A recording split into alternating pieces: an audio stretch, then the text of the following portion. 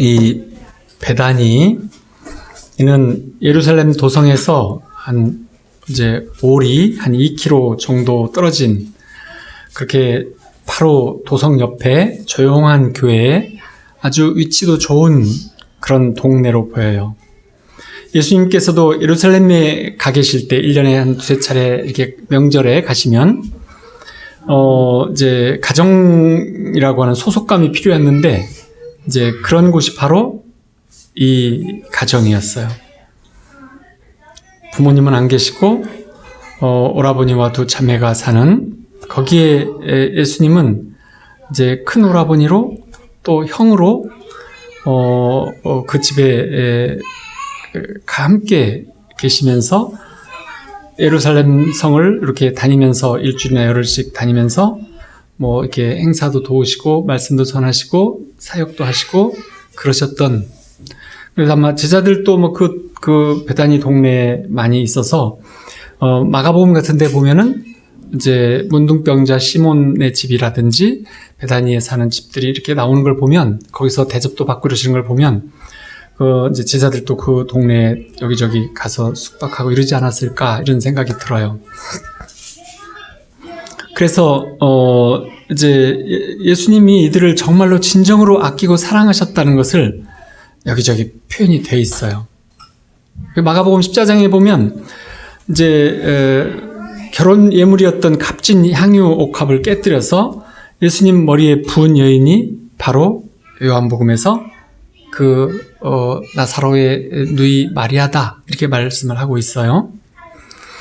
그랬을 때 예수님은 뭐라고 그러셨냐면, 그녀는 온 힘을 다하여 내 몸에 향유를 부어 내 장례를 미리 준비하였느니라. 예수님이 십자가의 죽음의 그 영적인 장례 준비자가 마리아였다 이렇게 말씀을 하세요. 그리고 이제 5절에 보면 예수께서 본래 마르다와 그 동생과 나사로를 사랑하셨다. 그러니까 이제 아주 가족과 같은 이런 관계였던 걸로 보여져요. 그래서 이제 인편에 보내서 주여 보시옵소서 사랑하시는 자가 병들었나이다. 나사로 이 오빠가 죽게 생겼을 때 이제 누이들이 보낸 이 사람을 통해서 보낸 이 전갈의 어떤 독특한 표현이 바로 주님이 사랑하시는 자가 병들었어요. 빨리 좀 와주세요. 이런 급한 말을 하는데 이제 이렇게 표현을 하는 거예요. 근데 이제 이 말 속에 어떤 느낌이 좀 들어져 있는데, 그건 뭐냐면, 보시옵소서, 와서 좀 보세요. 당신이 사랑하시는 자가. 그런데 예수님이 함께 계시는 곳에서는 죽는 상황 이런 것들은 늘 없었거든요. 예수님이 계신 곳에는 치유가 있었고 온전한 회복이 있었어요. 그런데 지금 예수님이 없기 때문에 빨리 와서 이거 좀 보세요. 큰일 났어요. 그러면서 여기 좀 계셨으면 더 좋았을 텐데 지금 주님이 사랑하는 자가 병들었어요. 지금 이렇게 간절한 요청을 하고 있는 거죠. 예수님이 나사로를 사랑하시는 줄 알았는데 어떻게 이렇게 위중한 일이 생길 수 있죠? 일이 잘못되어 갈 때, 또 어떤 상황이 발생됐을 때, 우리에게 원치 않는 어떤 것들이 생겼을 때, 왜 내게, 왜 우리에게 이렇게 생기는 질문은 당연한 질문이죠. 근데 4절에 보면 예수께서 들으시고 이르시되 이 병은 죽을 병이 아니라 하나님의 영광을 위함이다. 근데 하나님의 영광을 위하는데 하나님의 아들이 이로 말미암아 영광을 받게 하려 함이라. 예수님이 영광을 받게 되는 일이다라는 거였어요. 좀 독특한 해석이죠? 죽을 병도 아니고 하나님께 영광을 돌리는데, 즉 예수님의 영광을 위한 것이다 이렇게 말씀하시는 거죠. 근데 예수님이 이제 이런 소식을 듣고 이제 말하자면 반응은 좀 이상한 거예요. 매우 신비를 키우는 독특한 반응을 보이는 것이죠. 지금 아주 긴급한 구조 요청을 했는데 만사를 제쳐놓고 달려가실 것 같은데 베다니로 가기는커녕 도리어 유대로 가서 이틀이나 시간을 끌고 계셨어요. 지금 계신 곳이 유대 땅인 것 같아요. 그래서 베다니가 하루 정도 걸어가야 되는 거리인 것 같아요. 그래서 이제 사람을 시켜서 하루를 걸어왔고 이틀을 돌에 맞아서 위험한 지역, 바로 그 방금도라고 하는 걸 보면 이제 유대 지역에 있었던 거예요. 그 유대에서 이틀을 더 머무시고 또 하루를 걸어서 오시는, 그래서 오후쯤에서 그 베다니에 도착하는, 그래서 죽은 지 나흘 되는 그런 상황이 있는데, 근데 예수님은 이제 그때 이미 그 일정에 대해서 이미 알고 계셨어요. 하나님이 하시는 모든 일들에 대해서 알고 계셨어요. 그렇지만 하나님은 이제 우리 기도를 들어주시지도 않고 우리에게 관심이 전혀 없는 것 같이 느껴질 때, 하나님이 지금 내가 하는 일, 내가 당한 환경, 상황을 전혀 이해하시고 있는지 모르겠다, 이렇게 보이는 때들이 있어요. 우리가 살면서 보면. 저만 있는지 여러분들도 그런 경험이 있는지 모르겠습니다. 하나님이 살아계시다면 지금 왜 가만히 계세요? 이렇게 하는 때 7절에 보면 유대로 다시 가자. 유대에서는 신성모독으로 예수님께 돌을 던졌어. 바로 어제도 돌을 던지고 했던 상황이 있었는데 다시 또 유대로 가자 그러시는 거예요. 그러면은 무슨 뜻이에요? 죽으러 가자, 이런 뜻이에요. 그래서 이제 여기 보면 디두모라 하는 도마가 우리도 주와 함께 죽으러 가자 이렇게 말하는 걸 보면 이제 맞아 죽을 상황인 걸 아시고 죽으러 가자 이렇게 말씀을 하세요. 그러면은 이제 이 요한 사도는 여기에서 뭘 그리고 싶냐면 베다니에서는 나사로가 죽어가고 예수님은 유대로 죽으러 가시고 하는 이 두 그림을 지금 한 장면에 둘을 보여주고 있는 거예요. 그러고 있으시죠? 요한 사도가 그렇게 표현을 지금 하고 있어요. 그러니까 십자가의 죽음은 구원 사역의 완성인데 이제 그것이 사랑하는 자를 살려내는 영광의 완성이다, 이런 그림인 거예요. 예수님은 십자가에서 죽으실 날을 이미 알고 계셨어요. 그래서 제자들에게 우리 유대로 죽으러 가자, 나는 곧 죽는다 라는 말씀을 하시는 것이고, 그러면서 이제 거기서 이제 돌아와 가지고는 제자들을 보라고 나사로를 살려내시는 장면이 나와요. 물론 제자들만 위한 건 아니죠. 그러면서 이제 이 사랑하는 사람들에게 하나님의 영광을 드러내 주시잖아요. 그러니까 이제 인류의 절망인 죽음을 맞서기 위해서 예수님은 죽음을 이기시는 길을, 지금 마지막 길을, 그 사명을 감당하시는 결심을 하고 계신 거예요. 11절에 보면 우리 친구 나사로가 잠들었도다. 그러나 내가 깨우러 가노라. 이렇게 말씀을 하세요. 예수님은 이미 부활에 대해서 알고 계셨어요. 나사로도 살리시고 예수님도 부활하신다는 걸 알고 계셨기 때문에 표현을 그 부활신앙의 표현으로 하는 거예요. 육체적인 말로 죽었다 이게 아니고 잠들었다 이렇게 표현을 하시는 거예요. 잠들었으면 깨면 다시 사는 거잖아요. 일어나는 거잖아요. 그런 부활신앙을 표현을 하고 계시는 거죠. 그러면 15절에 보면 내가 거기 있지 아니한 것을 너희를 위하여 기뻐하노니 너희로 믿게 하려 함이다. 근데 이제 제자들도 그렇지만 마르다 마리아 자매도 예수님이 구세주이신 것을 안 믿은 게 아니죠. 예수님이 계신 곳에 예수님이 하나님께 원하시는 기도들을 다 들어주신다는 걸 알고 그 말을 하고 있잖아요. 마르다가 넌 내가 부활한다는 걸 믿느냐? 그러니까 날 믿습니다. 그리고 예수님이 하나님께 원하시는 모든 것들을 하나님이 들어주시는 것을 믿습니다. 그러니까 예수님이 여기 계셨더라면 우리 오라버니가 안 죽었을 거예요. 이렇게 말을 하잖아요. 그런 걸 보면 이제 많은 신학자들은 이제 마르다는 나흘 후에 베다니 마을 어귀에 왔을 때 마리아가 삐져서 오지 않았다라고 해석을 해요. 그리고 그것이 맞는 해석 같아요. 정말 절실할 때는 오시지 않고 장례 후에 오시니까 원망의 마음이 생겼어요. 이 마리아는 어떤 마리아였어요? 마르다는 굉장히 현실적이고 뭔가를 주님을 몸으로 위하고 음식으로도 위하고 또 뭐 행동으로도 그리고 빠릿빠릿하게 이렇게 반응을 하면서 그런 행동파라고 하면 마리아는 행동파라기보다는 뭔가 좀 마음에 저 안에 깊은 어떤 마음을 가지고 그거를 실행할 줄 아는 그런 사람이었어요.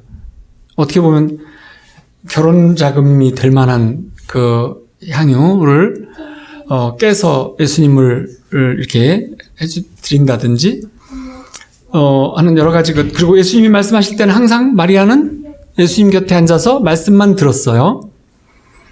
그런 걸 보면 마리아는 좀 이렇게 이 생각이 깊고 그러는 사람이었는데 정말로 근데 그렇게 간절히 아니면 예수님을 위해서 모든 헌신을 다 했는데 예수님이 우리를 정말 사랑하시는 줄 알았는데 오라버니가 돌아가시면서 정말 절실한 그래서 인편에 막 보내고 정말 간절하게 기도하고 주님 이리 오시옵소서 그랬는데 장례가 지나도 한 며칠 후에 오시니까 삐진 거죠. 삐졌어요. 정말로 애가 타고 애간장이라고 하잖아요. 여기서 애는 장을 말해요. 간이나 장. 그래서 이제 장으로 애간장. 그럼 장과 간이 끊어질 듯이 고통스러운 정말 절실할 때 필요로 할 때 이때는 오시지 않고 늦게 일부러 다른 행사를 잡으시면서 늦게 오시는 주님. 근데 이제 주님이 주시는 응답은 하나님이 주시는 응답은 그 응답이 올 때 보면 너무 늦어서 속이 터지고 막 실망하고 이럴 때 응답이 오셨는데 나중에 일의 모든 결말을 나중에 보면 매우 정확한 때에 정확하게 빈틈없이 오셨다는 걸 알 수 있어요. 우리가 원할 때가 하나님의 정확한 때는 아니셨어.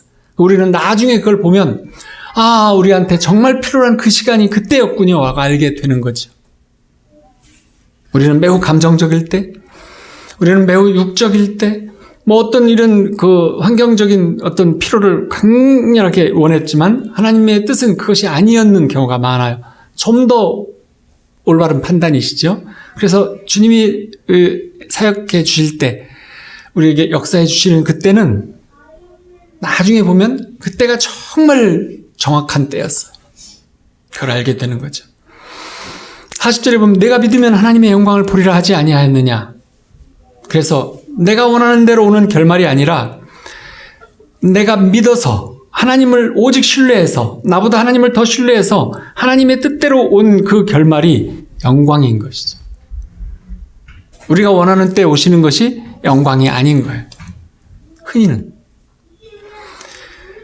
정말로 그런데 이제 그러면 내가 원하는 때와 주님이 오는 때가 다르다고 하는 그 시간들을 정말 절실한데 아무것도 안 보이고 불확실한데 응답은 더디고 그럴 때 뭐가 필요한 거예요? 내가 믿으면이라고 하는 믿음이 필요한 거예요. 그때가 믿음이 필요한 거예요. 21절에서 마르다가 주께서 여기 계셨더라면 우리 오라버니가 죽지 아니하였겠나이다. 마르다 신앙도 예수님이 기적을 일으키고 치유를 일으키고 구원을 일으키는 거 다 아세요. 그리고 예수님께 설교를 잘 들었기 때문에 이제 종말 때 모든 사람이 부활한다는 것도 알고 계세요. 들어서 알아요. 그걸 표현을 해요. 그렇지만 그런 걸 다 믿었지만 지금은 뭐냐면 그때 여기 계셨어요. 오라비가 죽기 전에 여기 계셨어야 하지 않습니까? 우리는 살면서 그러잖아요. 만약에 그때 과거에 내가 좋은 집안에서 태어났더라면, 우리 부모님이 나한테 더 잘 대해주셨더라면, 부모님이 살아 계셨더라면, 우리 집이 좀 더 특별한 집안이었더라면, 금수저였더라면, 이런 뭐가 있어요. 내가 매우 건강했더라면, 이런 것들을 우리는 많이, 그래서 나보다는 내 환경, 내 주위 하나님 또는 부모님을 탓하는, 그때 만약에 그랬더라면 이것은 내 책임 아닙니다. 부모님 탓이거나 하나님 탓이거나 환경 탓이거나 남의 탓인 거예요. 내 탓이 아닙니다라고 말하는 것이잖아요. 그게 이제 심지어 귀결은 책임 전가에 있는 거예요. 근데 하나님께서, 예수님께서 보시는 반응은 좀 달라요. 근데 22절에 보면 마르다가 이렇게 말하죠. 난 이제라도 주께서 무엇이든지 하나님께 구하시는 것을 하나님이 주실 줄을 아나이다. 분명한 예수님에 대한 믿음만큼은 정확한 믿음을 갖고 있어요. 예수님이 어떤 분이신지는 정확히 알고 있어요. 23절에 보면 내 오라비가 다시 살아나리라. 24절에 보면 마지막 날 부활 때는 다시 살아날 줄을 내가 다 이미 들어서 아나이다. 이렇게 말을 하는 거예요. 마르다 대답을 들어보면 마르다가 부활신앙이 있어요? 없어요? 있어요. 근데 이제 마르다의 그 부활신앙은 종말적인 부활신앙이죠. 모든 시간의 끝, 인생의 종점, 인류의 종말에 부활이 온다는 걸 이제 재림 때 부활이 온다. 이걸 믿는 거죠. 이 종말적 부활신앙은 문제는 뭐냐면 그 믿음이 필요한 거죠. 부활신앙 필요한 거예요. 그렇지만 지금 현재 여기 나에게는 아무것도 능력이 없다는 거예요. 나한테 지금은 역사하는 게 없는 거죠. 그때 가면 이루어질 이런 것을 믿지만 지금, 근데 우리는 지금 뭐가 필요로 해요? 지금 여기 내게 필요로 한 거죠. 그렇잖아요. 무슨 일이든지 지금 여기 내게 필요로 한 거지, 나중에 어디선가 누구에게나, 이거는 꿈 같은 얘기인 거죠. 근데 이제 그래서 우리가 예수 믿고 산다, 이것이 죽어서 천국에 간다, 그것을 이제 보증받는 것처럼 생각한다는 것은 너무 단순한 믿음인 거예요. 지금 현재 여기에서 나에게, 이곳에, 우리에게 예수님의 사역은 항상 언제였어요? 필요한 그곳에, 그 사람에게, 그 시간에였잖아요. 지금 여기 우리에게였어요. 그래서 예수님의 부활하신 예수님이 우리의 삶을 바꾸는 일, 아니면 우리가 종말의 때 그 약속을 받는 일, 뭐가 더 중요해요? 둘 다 중요하죠. 그렇지만 마르다의 믿음의 한계, 두 자매가 눈물의 어떤 본질적인 것, 보통 우리의 신앙의 한계가 바로 종말의 때에는 모두가 부활한다는 부활신앙을 믿는 믿음을 가지고 있어요. 마르다는 충분히 그럴 수 있는 사람이에요. 굉장히 열의가 있는 삶을 살고 또 불안에 많이 휩싸이기도 한 마르다예요. 그래서 예수님 만약에 여기 계셨더라면, 이 말이 처음 한 말이 아니에요. 누가복음에 보면 예수님이 이제 오셔가지고 이 나사로 집에 있는 데서 사람들과 여러 사람들한테 말을 하고 말씀을 선포하고 계실 때 마리아는 무릎 옆에 앉아서 말씀을 듣고 있고, 마르다는 손님들이 많이 왔으니까 접대하려고 부엌에서 정신없이 바쁘고 있는데 이 바쁜 언니가 말을 하죠. 주여, 내 동생이 나 혼자 일하게 두는 것을 생각지 아니하시나이까 동생에게 명하여 나를 도와주라 하소서. 기억나시죠? 이렇게 말해요. 이것을 이제 달리 표현하면 이거예요. 이제 만약 주님이 저한테 관심이 좀 더 있다면 마리아한테 날 도우라고 한마디 해주셔야지 않아요. 지금 뭐 하는 거예요? 아까 말한 대로 책임을 전가하는 탓을 하는 거예요. 예수님이 나를 좀 생각한다면 마리아만 그렇게 생각하지 마시고요. 저를 좀 생각한다면 동생한테 지금 정신없어 죽겠는데 여기 좀 도우라고 하셔야지 않아요? 이렇게. 그러니까 마르다는 현실적인 사람이고 정말 열정을 가지고 현실적인 일을 열심히 하는 사람이었는데 그래서 전에부터 그런 성격을 갖고 있었어요. 그 표현을 계속 하는 거죠.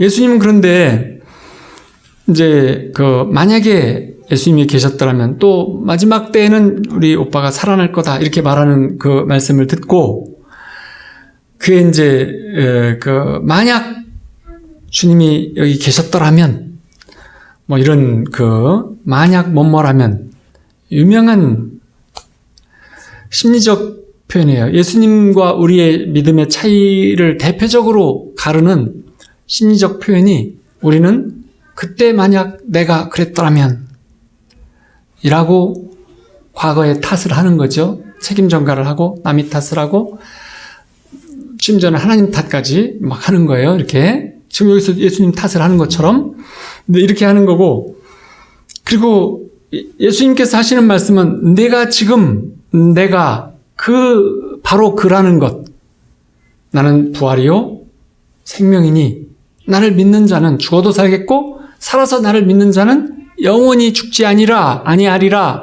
라고 하는 그것을 주실 수 있는 분이 예수님이라고 하는 걸 네가 지금 믿는다면 너는 네 오빠가 살아나서 하나님께 영광을 올릴 수 있는 나의 영광을 보게 될 것이다. 이게 이제 이 표현이 예수님께서 늘 치유하실 때도 뭐라고 하냐면 내가 무엇 해주기를 원하느냐 하고 확실하게 소원을 짚고 그리고 내가 너를 고쳐줄 것을 믿느냐? 내가 너를 구원할 것을 믿느냐라고 물으셨어요. 항상. 그래서 구원과 치유를 하나로 보셨죠. 회복을. 온전한 회복을 하나로 보셨어요. 그래서 그걸 물으시고 그 믿음이 있을 때 치유가 일어났어요. 그 믿음이 없으면 너는 저기 있는 샘까지 가서 이 진흙을 물로 씻으면 그때 보게 될 거야. 이렇게 그 믿음을 키워주시는 그런 것을 행하셨어요. 그래서 예수님께서는 많이 그런 걸 행하셨던 것 같아요. 믿음이 약한 자를 믿음을 키우게 하는 일. 혹시나 박시나 하고 이제 예수님이라는 사람이 고쳐주고 한다는데 다 믿어져야지. 내 눈으로 봐야 믿지. 그러면서 온 사람이 1번으로 와서 딱 있으면 예수님은 그걸 알아보시고 꼭 그 믿음을 키워주셨어요. 그래서 예수님이 이제 여러 제자들을 둘씩 묶어서 성령을 부어주시고 권세를 부어주셔서 이제 동네에 가서 치유를 하고 막 기적을 보고 완 뒤에 아들이 귀신 들린 아들을 둔 아버지가 예수님이 없는데 제자들에게 와서 우리 아들이 이렇게 정신병에 걸렸는데 이걸 좀 치유해달라고 하니까 제자들이 막 다 축사를 했는데 안 됐어요. 그리고 예수님이 오시자 그 아버지가 뭐라고 해요? 당신 제자들이 우리 아들을 고치지 못했습니다. 당신은 고칠 수 있겠습니까? 하고 이렇게 물어요. 그리고 묻잖아요. 그럴 때 예수님 말씀은 뭐예요? 지금 무슨 얘기 하는 거야? 내가 고칠 수 있냐 없냐 그거를 지금 묻고 있는 거니? 문제는 그게 아니야. 내가 고칠 수 있다고 믿는 믿음이 필요해. 라고 말씀을 하셨잖아요. 의역하면 이 말씀이죠? 내가 고칠 수 있냐 없냐 지금 그걸 묻는 거야? 그 믿음이 아닌 거예요. 당신이 고칠 수 있는 분이라는 걸 내가 알면 알아서 어떡할 건데. 모르면 가겠다는 거예요. 그냥 데리고. 기도 안 받고 가겠다 이런 얘기잖아요. 그러니까 믿음이 없는 거죠. 근데 예수님은 내가 고치고 못 고치고 그걸 지금 물어보고 그 정도 믿음이 없어갖고는 아무것도 안 돼. 네 믿음 때문에 네 아들이 안 낫는 거야. 그러면 너는 나를 분명하게 믿어야 돼.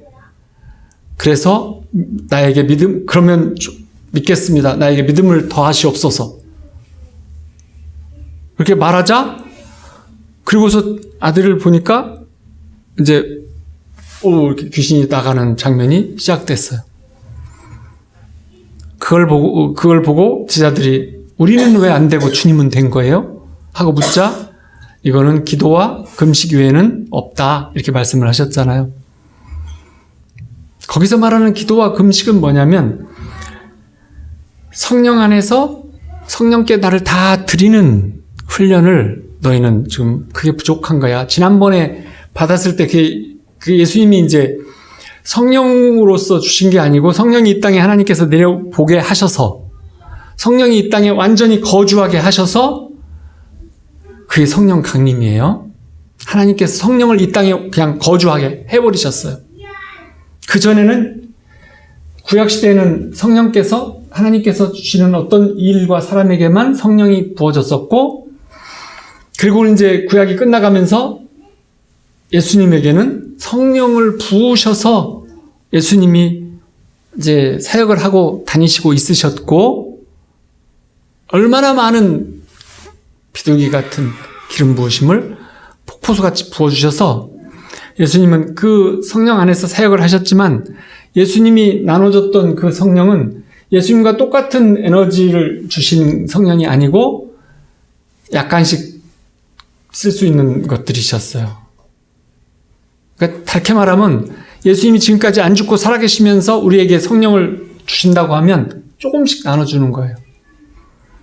예수님이 말하자면 억을 가지셨다고 하면 10,000,000명이 가면은 10만큼씩만 주는 거죠.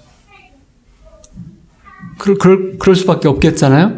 근데 이제 성령이 이 땅에 오순절에 내려온 그때로부터는 예수님에게 부어주셨던 것과 똑같은 성령의 파워를 그 제자들에게 그냥 주셨어요.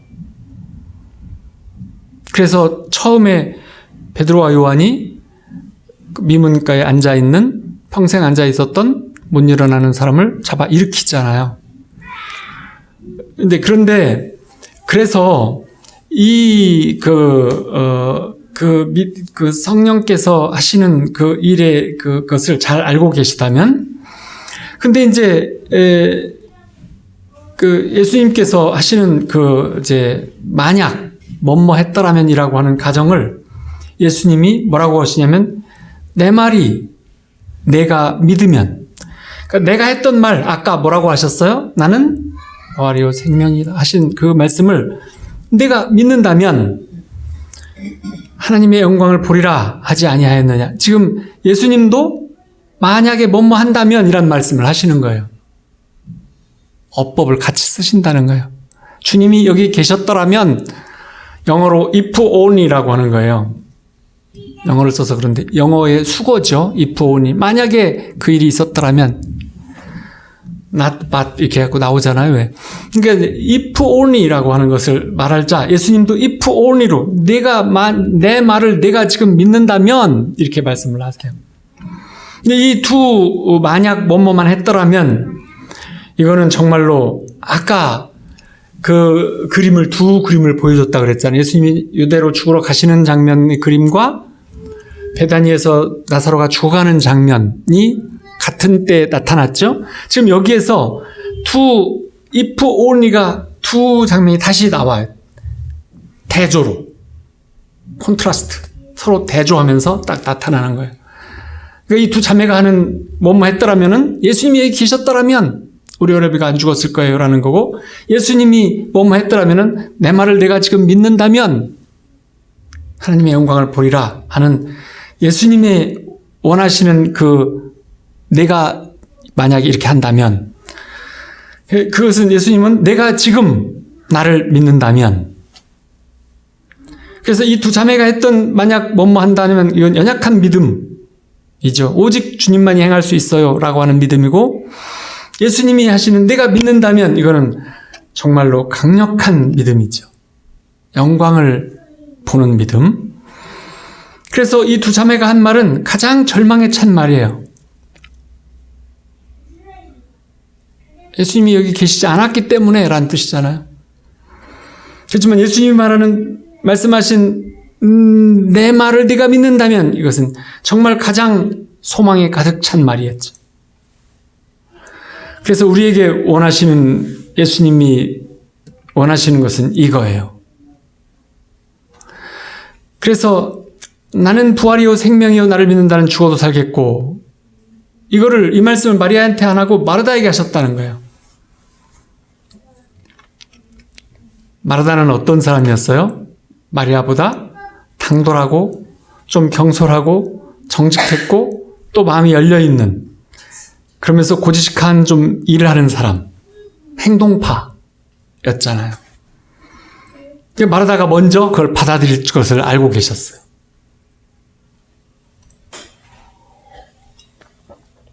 그런데 이제 현재를 잊어버리는, 지금 이 두 자매는 우리 오라비가 죽기 직전에, 나흘 이전에 예수님이 여기 계셨더라면, 과거에 지난 시간에 예수님이 우리와 함께 계셨더라면 이걸 말하고 있고, 예수님은 지금 내가 여기서 나를 믿는다면 이라고 말씀을 하고 계세요. 그러니까 이제 하나님이 누구냐고 물었던 모세에게 하나님께서는 I am I, 나는 현재다. I am I, 지금 내가 여기 나타나 있는 내가 나야. 현재 지금 여기 있는 내가 나야. 이렇게 말씀하시는 답을 들었어요. 근데 예수님도 그와 같이 말해요. 언제나 현재형으로. 영원한 현재이신 분. 나는 부활이요. 여기 있는 나는 부활이요 생명이라. 이것을 내가 믿느냐? 이렇게 말씀을 하시죠. 마르다는 너무나 정직한 그런 여성이었기 때문에 잊지도 않는 믿음을 있다고 고백할 사람이 아니에요. 그래서 정확하게 주여 그러하오이다.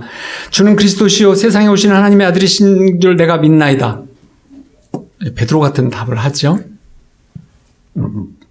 그래서 예수님의 인격에 대한 온전한 믿음, 자기한테 있는 믿음 그대로를 고백을 했어요. 베드로와 거의 비슷한 믿음이었죠.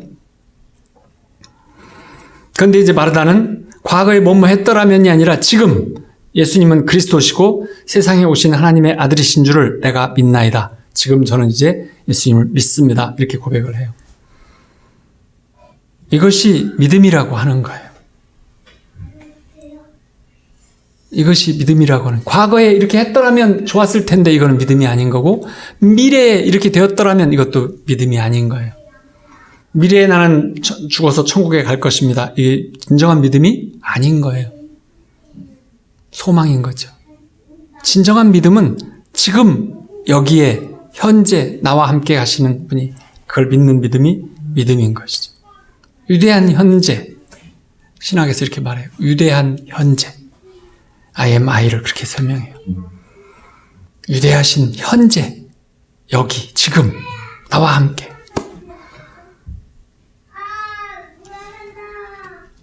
오직 예수님에게 자기의 소유의 가장 좋은 것을 들여서 헌신했던 마리아도 언니의 고백과 똑같은 고백을 해요. 그런데 그 전에 했던 그 대답들은 시공간에 예수님의 능력을 묶어놓는 거예요. 여기 계셨더라면 내 어러비가 안 죽었을 거예요. 그러니까 예수님의 능력이 시공간에 제한을 받으신다는 거죠. 그때 여기 계셨더라면 이렇게. 근데 예수님의 능력은 시공간을 묶이지 않으시는 분이라는 거예요. 그렇죠? 예수님은 시공간에 묶이지 않으시는 분이에요. 그래서 이제 마리아를 불렀어요. 그래서 마리아가 왔어요. 동네 사람들도 같이 왔고, 그래서 33절에 보면 예수께서 그가 우는 것, 마리아가 우는 것과 또 함께 온 유대인들이 우는 것을 보시고 심령의 비통이 여기시고 불쌍히 여기사 이르시되 그를 어디 두었느냐? 이르되 주여 와서 보옵소서 하니 예수님께서 눈물을 흘리시더라. 이제 이 예수님의 눈물에 대한 해석이 많아요. 유대인들은 조문할 때 울어요. 우리랑 비슷해요. 곡해요. 우리도 곡을 하잖아요. 그리고 상주들은 계속 곡을 하고 있거나 아니면 곡하는 사람을 불러서 막 계속 곡을 하고 있기도 하지요. 유대인들은 곡하는 사람을 불러서 곡하는 것이 기본적인 일이에요. 그래서 그냥 상가집 근처에 가면 계속 곡소리가 나고 있어요. 그리고 조문은 모든 사람들이 같이 곡을 하는 것이 그 전통이에요. 근데 이제 여기서 예수님의 눈물은 그것과 다른 것이에요. 예수님이 왜 울었을까요? 금방 살려줄 건데.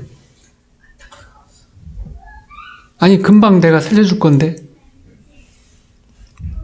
금방 살려줄 건데 우는 걸 보고 왜 우셨을까요? 믿음이 연약하기 때문에 울었을까요? 너희들은 어쩌면 그렇게 인간적이냐? 좀 영적이지 못하고 왜 이렇게 육적이냐? 왜 상황만 보고 내 말을 정말 믿지는 못하는 거냐? 안타깝다. 그래서 울으셨을까요? 어떤 울음이셨을 것 같아요? 예수님의 근데 이제 여기에서 보면 요한 사도가 이걸 쓴 거예요. 심령의 피통이 여기시고 불쌍히 여기사 그리고 눈물을 흘리시더라 이렇게 썼어요. 그래서 피통이 여기시고 불쌍히 여겼어요. 무엇을 피통이 여기셨을까요? 적어도 예수님은 깊은 슬픔에 젖었어요. 어떻게 보면 친구였거나 동생처럼 여긴 나사로 무덤 앞에 왔고 많은 사람들도 함께 있고 제자들도 있고 그런 데서 많은 사람들이 보는 데서 막 눈물을 흘리셨어요. 하나님의 아들이 올 수가 있냐? 동네 사람들이 말을 했어요. 저자가 왜 저렇게 울어? 죽은 사람을 살린 적이 여러 번 있는데 왜 저러지? 그러니까 결국은 살리지는 못하는구만. 나을 지났으니까 못하는가 봐. 뭐 이런 얘기를 하고 있었던 거죠. 근데 이제 예수님은 세상의 모든 피해를 받은, 학대를 받은, 고통을 받은, 억압을 받은 모든 피해자들에 대한 예수님이 너와 함께 하신다고 하는 최고의 그들과 함께 하시는 것이 하나 되심이 뭐냐면 십자가를 대신 지고 죽는 일이었어요. 그러신 분이었죠. 그리고 부활이라고 하는 것은 그 피해자들, 지금 말했던 그 억울하고 분하고 당하고 힘들었던 고통받는 이 피해자들로 승리자가 되도록 하시는 그분이 또 최고의 어떤 능력을 베풀어 주시는 일이 부활이셨어요. 예수님이 부활하심으로써 우리에게 성령을, 예수님과 똑같은 능력을 가지신 성령, 하나님과 똑같은 성령을 주셔서 우리로 하여금 피해자에서 승리자가 될 수 있도록 최고의 능력으로 도와주신 일이 십자가의 죽으심과 부활이신 거죠. 근데 그거를 행하시는 분이 왜 조금 이따 살려줄 건데 울으셨을까요? 근데 이제 여러 그 주석서들을 보면 우리 성경은 정말로 부드럽게 민망히 여겨서 울었다 이렇게 써 있어요. 민망히 여기사. 동정심으로 울었다 뭐 이런 말도 있고 근데 그게 이제 중국어로 번역이 잘못된 건데 헬라어의 이 동정이란 말의 원어는 창자란 뜻이에요. 우리말과 거의 비슷해요. 애가 끊어지도록 아시죠? 애가 창자인데 창자가 끊어지도록 왜 새끼를 뗀 원숭이가 이렇게 중국에서 고사가 있잖아요. 원숭이를 잡을 때 제일 좋은 거는 새끼를 잡아갖고 부모까지 잡는 거예요. 엄마를 잡는 거예요. 새끼가 있으면 원숭이 애미는 꼼짝없이 걸려들으니까. 근데 이제 애기는 놔두고 애미만 잡은 좀 약간 미숙한 그런 사냥꾼이 애미를 잡아갖고 배를 타고 계속 가는데 새끼가 계속 쫓아오는 거예요. 아니구나. 새끼를 잡았고 하는데 애미가 다 못 잡고. 근데 나중에 이제 애미를 잡았는데 애미가 죽어버렸어요. 그래서 배를 갈라보니까 창자가 다 끊어져 있었다. 그게 이제 단장이라고 하는 거예요. 애가 끊어진. 그 말을 한자로 단장이에요. 그래서 단장이라고 하는 고사가 있는데 그게 노래에 있잖아요. 단장의 위아래 고개. 애가 끊어진다는 뜻이에요. 그러니까 이제 바로 그 말이에요. 똑같아요. 그 말도. 창자라는 말을 뜻하고 우리는 민망히 여기사 동정으로 인해 뭐 이렇게 되어 있는데 그 말은 뭐냐면 창자가 끊어지도록 애통하시